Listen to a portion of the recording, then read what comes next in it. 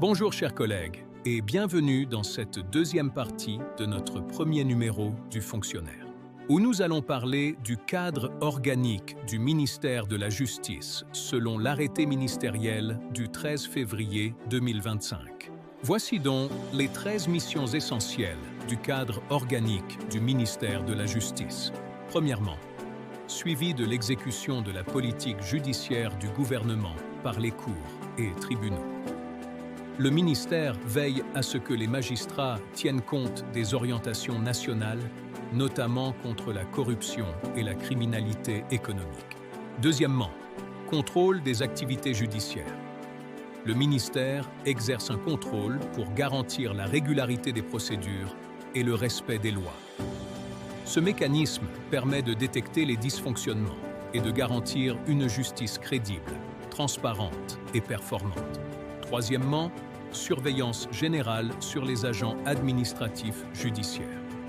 Il assure discipline, organisation et efficacité. Quatrièmement, questions relatives à la nationalité. Le ministère traite l'acquisition, la perte et la réintégration de la nationalité congolaise. Cinquièmement, notariat et huissariat public. Le ministère encadre les notaires et huissiers pour garantir la sécurité juridique des actes. Sixièmement, séquestre d'intérêt général. Le ministère gère les biens sous séquestre pour protéger les intérêts publics lors de litiges. Septièmement, police des cimetières. Il organise et contrôle la gestion des cimetières pour garantir l'ordre public et la dignité. Huitièmement, culte, association sans but lucratif et établissements d'utilité publique. Il assure leur conformité légale. Neuvièmement, régime pénitentiaire et libération conditionnelle.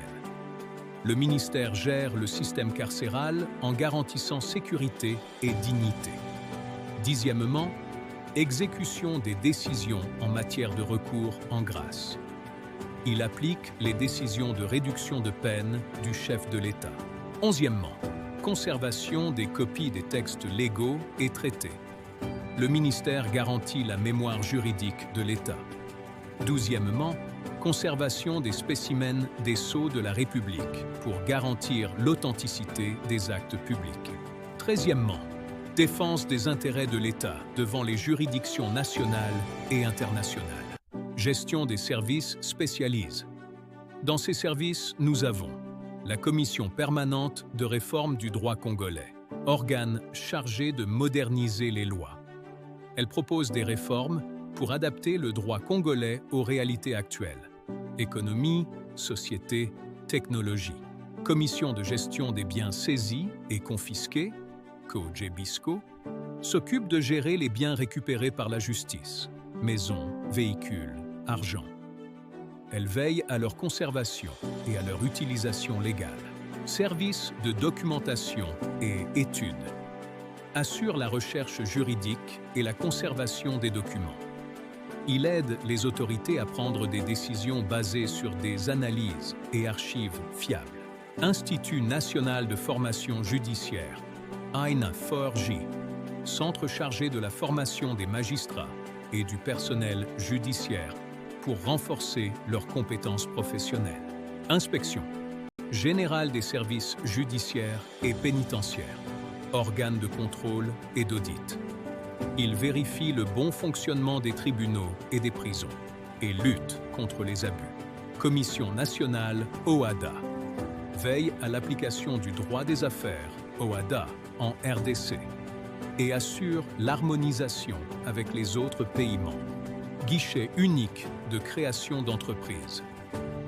Structure qui facilite la création rapide d'entreprises en regroupant toutes les démarches administratives en un seul endroit. Commission de censure des chansons et spectacles. Organe chargé de contrôler le contenu culturel, chansons, spectacles, pour éviter les atteintes à la morale, à l'ordre public ou aux lois. Conclusion générale. La loi NUGEXEX 013 du 15 juillet 2016 définit le statut du fonctionnaire. L'arrêté ministériel du 13 février 2025 organisent le fonctionnement du ministère. Ensemble, ils constituent les fondements du système administratif et judiciaire de la République démocratique du Congo. Ainsi s'achève ce numéro présenté par la cellule de communication sous la conduite du directeur Léon Mboyo Chabani Ikuku. On se retrouve mercredi prochain. D'ici là, portez-vous bien et à très bientôt.